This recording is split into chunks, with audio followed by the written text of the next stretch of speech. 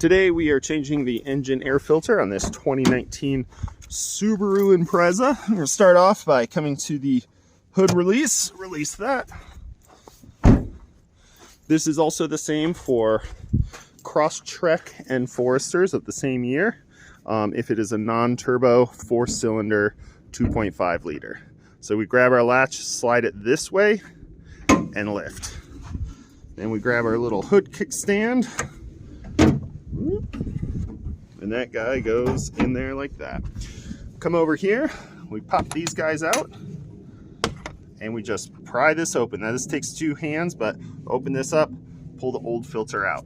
And you can also see the orientation of the filter, and I'll show you that here in a minute. So you can see that the filter goes this way, and you can see how much nasty dirt and stuff's all in there. And this thing feels old. So let's toss this, put this here. We're gonna grab our new one. It's a square filter, so it doesn't matter orientation. I do put the date on it. That's one thing I do, so when I come back, I know I changed it in November.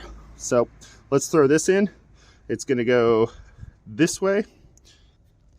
And actually, before I do that, there are little pieces of plastic that this hinges on. Make sure they're in.